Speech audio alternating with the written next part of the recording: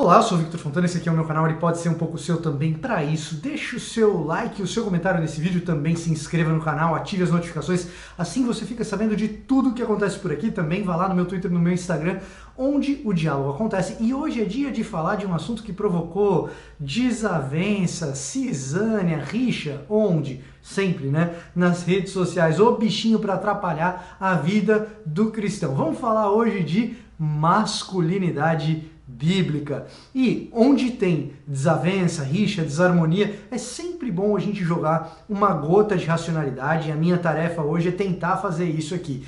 Dar algumas premissas para quem trabalha com essa área, para fugir das polêmicas e conseguir construir alguma coisa que seja bem bíblica para poder fazer ministério, tá certo? Vamos tentar fazer isso com a masculinidade bíblica, mas não sem antes você dá uma passadinha aqui na descrição desse vídeo, onde você encontra um link para o meu curso sobre como preparar um estudo bíblico. Se você gosta dos estudos aqui desse canal, eu tenho certeza que você vai gostar do curso também, porque ali eu dei as dicas, as melhores práticas, eu conto histórias de quando eu quebrei a cara, de quando coisas deram certo, para que você, na sua igreja, possa dar estudos bíblicos também com boa qualidade, seja na escola dominical, no pequeno grupo, na célula, enfim, dá uma clicada no link que tem mais detalhes para você conhecer o curso, tá certo? Agora, vamos falar de masculinidade bíblica, porque realmente nos últimos dias, nas últimas semanas, esse tem sido um assunto que tem provocado muita discussão, né? Muitos problemas entre páginas e perfis de internet e tal, né? E é um assunto que me parece importante de ser tratado, né? Embora tenha muita gente falando muita bobagem nesse meio da masculinidade bíblica, tem gente fazendo trabalho sério, né? E me parece que de fato trabalhar com os homens nas igrejas é algo necessário. Se a gente olha para as estatísticas, a gente sabe que, especialmente no meio evangélico, talvez se você seja católico, essa discussão talvez seja estranha um pouco para você. Eu não conheço muito bem a realidade católica nesse aspecto, mas pelo menos no meio protestante, a igreja ela tem se tornado demograficamente mais feminina. E o que acontece com os homens, então? Então, assim, alguma coisa precisa ser feita nessa área. Existe essa necessidade. Existe também uma sensação de que a gente tem gerado um monte de homens bunda mole, assim, sabe? Uma geração que não sabe ser homem direito, né? E esse é um assunto que de fato também me incomoda, até eu quando sou bunda mole de vez em quando também falo, poxa vida, eu acho que eu preciso mudar também nesse aspecto. O problema é que essa discussão de masculinidade bíblica, quando a gente coloca bíblica para qualificar a tal da masculinidade, a gente tem um desafio enorme nas mãos, porque é super difícil de tratar de uma coisa subjetiva, que é masculinidade, que é uma palavra que em si mesma ela nem aparece na Bíblia, né? E quando a gente fala dessa masculinidade qualificada biblicamente, não é fácil desenvolver uma teologia bíblica do que é ser um homem masculino, né? Um homem do gênero masculino, né? Não é um negócio simples, não é um negócio fácil. Se você acompanha aqui o canal, você sabe que recentemente eu fiz um vídeo sobre preservação das espécies. Deus quer a preservação das espécies. Fiz até uma brincadeira no Twitter antes de lançar o vídeo, para ver o que o pessoal pensava, o que o pessoal achava. E o Pedro Pamplona, que é um cara que eu respeito, admiro, tal, ele falou, poxa, mas esse tema é super difícil, porque está muito específico. Se você ainda estivesse falando de responsabilidade ambiental, meio ambiente, mas especificamente das espécies, é um tema complicado. E mesmo esse da preservação das espécies, dentro de um esqueminha assim de criação, como a coisa era originalmente boa, como ela foi afetada pela queda, como a redenção afeta essa criação e como a nossa expectativa escatológica, o que ela diz respeito sobre essa preservação das espécies. Quando se faz isso para a preservação das espécies, que é um tema difícil, você consegue encaixar esse tema dentro da história redentiva da Bíblia sem grandes dificuldades, assim.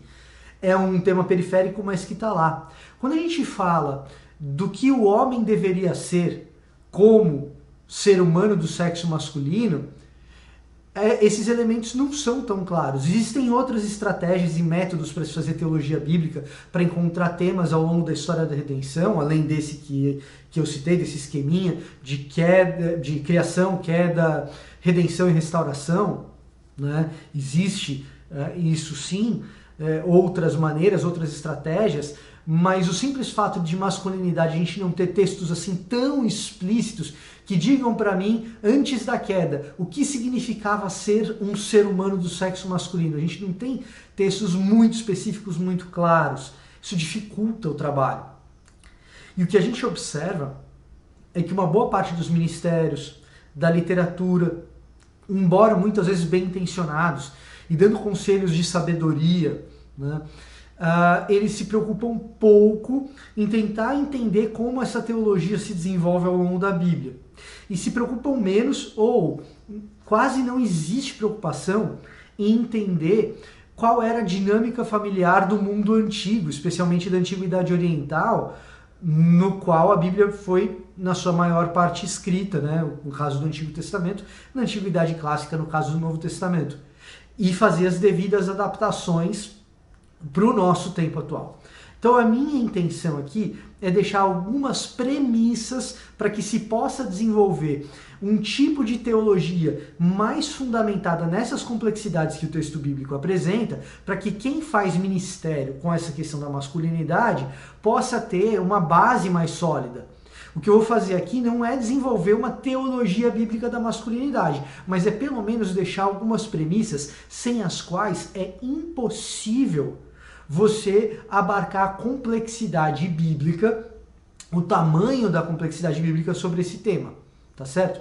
A primeira coisa, a primeira premissa, alicerce em cima do qual a gente quer montar a nossa construção teológica aqui, é que o nosso paradigma de humanidade sempre é Jesus Cristo.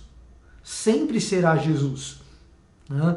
E sendo Jesus, o Jesus que nos é apresentado nos evangelhos, como o homem do sexo masculino, né?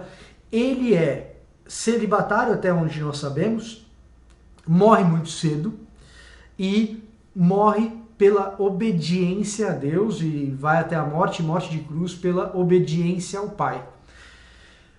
Nos exemplos de vida de Jesus ao longo dos evangelhos, a gente não tem uma preocupação específica em nenhuma das parábolas, em nenhum dos milagres, em demonstrar o que deveria ser a masculinidade especificamente.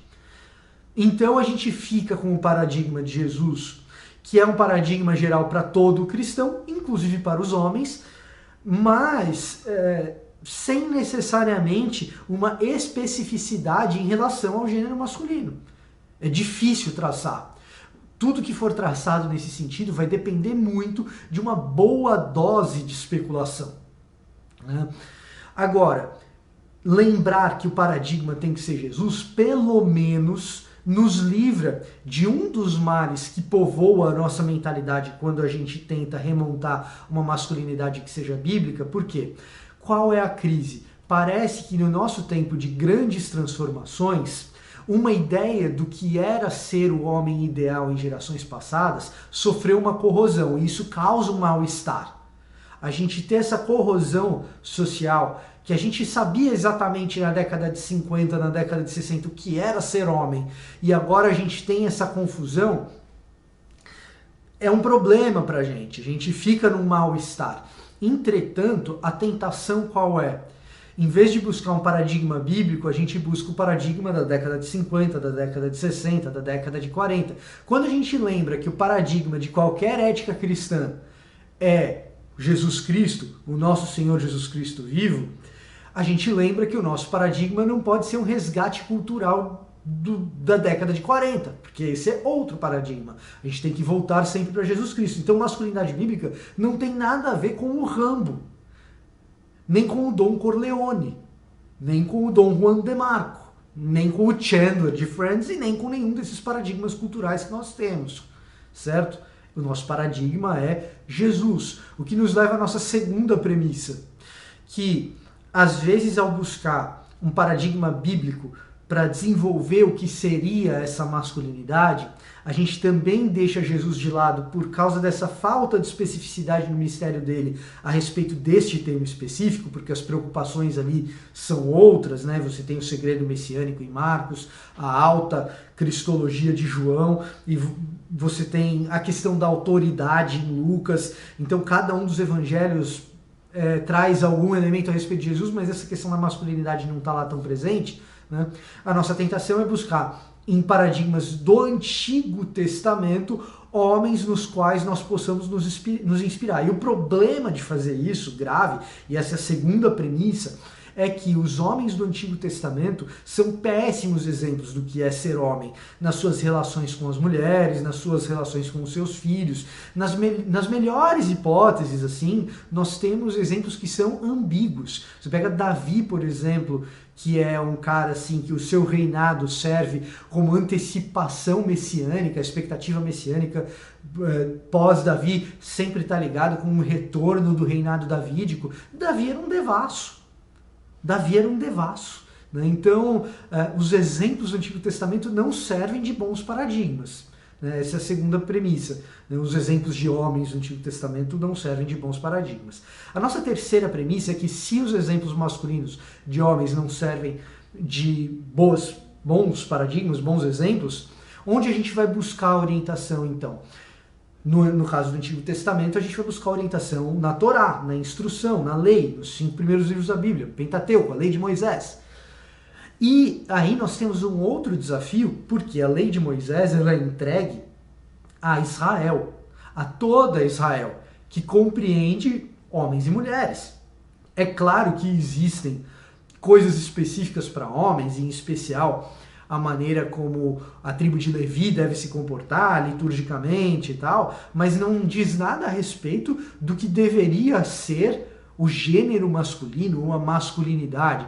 Talvez alguma coisa no Código de Santidade a respeito de não cortar a ponta da barba, ou coisa desse tipo, mas a gente sabe que quando a gente faz exegese desse tipo de passagem dentro do contexto tem muito mais a ver com uma diferenciação cultural em relação aos outros povos do que propriamente alguma coisa que resgate a masculinidade. O que nós temos na Torá, sim, é alguma indicação de que a comunidade israelita trabalha dentro de um núcleo familiar, assim como na Antiguidade Oriental é muito comum, em que homem e mulher dividem algumas responsabilidades que nós na sociedade ocidental separamos, né? Então, por exemplo, a educação dos filhos. Fica muito claro quando se lê Deuteronômio capítulo 6, o Shema Israel, ouve Israel, eu sou o Senhor seu Deus, ama o seu Deus de todo o teu coração, toda a tua força, todo o teu entendimento. Enfim, quando você pega o Shema Israel, você tem lá uma passagem sobre passar esse entendimento do Deus único para as próximas gerações. Essa responsabilidade ali, aparentemente, é uma responsabilidade que envolve o pai, principalmente até. Então a responsabilidade de ensino espiritual dentro daquelas comunidades tinha muito a ver com a figura paterna. E a figura paterna, essa sim, na sociedade ocidental, especialmente hoje, ela precisa de um certo resgate. E essas tarefas, me parecem que no núcleo familiar da antiguidade, elas eram compartilhadas e o pai tinha uma figura ali central. Né? Então essa terceira premissa, olhar para a Torá com um carinho exegético, né? É importante. Agora, se a Torá ela tem esse alcance geral, né, de preparação de toda a comunidade israelita, que inclui homens e mulheres e tal, nós temos um livro no Antigo Testamento que é mais preocupado com o homem, que é o livro de Provérbios. Por que o livro de Provérbios ele tem uma questão mais masculina ali presente? Porque o livro de Provérbios é uma compilação de ditados de sabedoria feita pelos conselheiros do rei Ezequias para o treinamento dos jovens homens membros da corte. Então o livro de Provérbios parece ser um bom paradigma para a gente resgatar o que seria essa questão do sexo masculino dentro da identidade bíblica. Só que quando a gente lê o livro de Provérbios nesse sentido, nós encontramos dois problemas, na verdade três. Se você conhece bem a literatura de Provérbios, você sabe que eu fiz aqui com dois, na verdade três. Mas vamos lá. Primeiro desses três desafios que a gente tem com Provérbios. Provérbio não é lei, provérbio é conselho de sabedoria. Então, esse paradigma em provérbios, ele não deve adquirir o caráter de legislação, sempre vai ser assim e tal. Não, geralmente o que é sábio é agir dessa maneira. Essa é a primeira coisa. Então, embora seja um alicerce, a gente tem que tomar cuidado para não tornar esse alicerce uma coisa sólida demais, porque não é lei, é conselho de sabedoria. O que nos leva ao segundo desafio que nós temos em Provérbios, que Provérbios apresenta em si mesmo as suas próprias ambiguidades.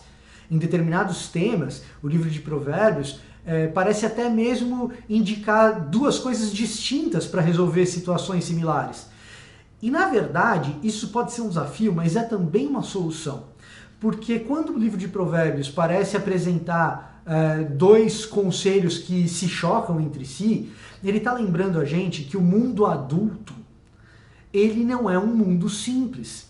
Que o mundo adulto exige sabedoria circunstancial, exige capacidade de tomada de decisão frente a uma miríade de situações diferentes, de circunstâncias diferentes. E me parece que aí a contribuição do livro de Provérbios para esse tal resgate da masculinidade atual é fundamental, porque talvez mais do que um resgate de masculinidade, o que a gente precise hoje é ensinar aos nossos homens que, ao chegar à vida adulta, eles vão encarar um mundo complexo. Que, ao passar de uma determinada idade, eles deixaram de ser crianças, eles deixaram de ser meninos. Esse parece ser um grande problema na sociedade ocidental como um todo, não só no Brasil, na sociedade ocidental como um todo. E o livro de Provérbios, ele vem ensinar a gente que o mundo adulto é cheio de complexidades e a tomada de decisão exige a sua sabedoria e a sua entrega à sabedoria de Deus e à obediência a Deus o tempo todo, nos mínimos detalhes, nas menores das decisões. E isso vai exigir a tua capacidade analítica para seguir o melhor conselho de acordo com a maneira como as coisas se apresentam diante de você. Acabou o tempo em que ser cristão era decorar o versículo que a tia mandou na escola dominical. Não é mais assim, você é adulto, assuma a sua responsabilidade. Né? Agora, o terceiro problema é que essa responsabilidade vem com grandes complexidades, para parafrasear aí o nosso herói adolescente que não é adulto ainda. Mas, com grandes responsabilidades vem grandes complexidades, porque eu disse que o livro de Provérbios era uma preparação para jovens homens que seriam membros da corte. Entretanto, eu e você não somos membros da corte.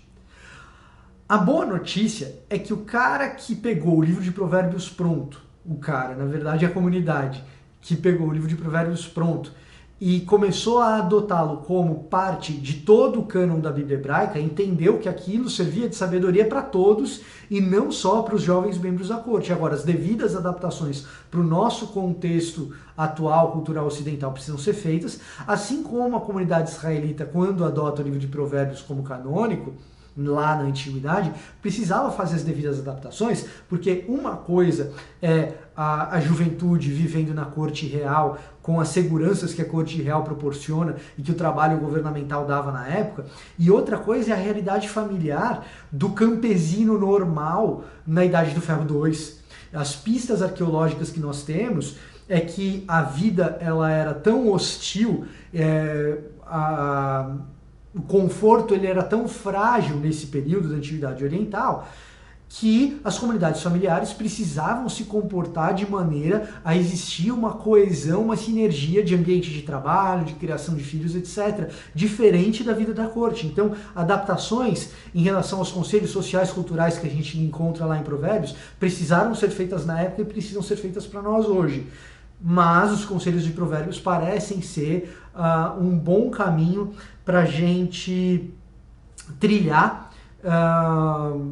se a gente quer o tal resgate de uma masculinidade bíblica. Né?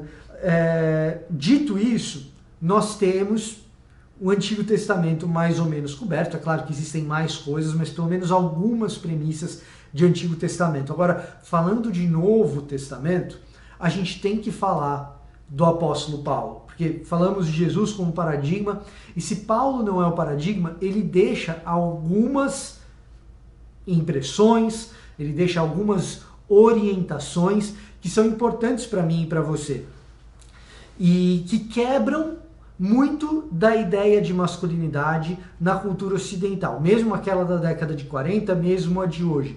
Em primeiro lugar, a gente precisa resgatar a honra e a dignidade dos nossos celibatários e o desejo pelo celibato de algumas pessoas, né?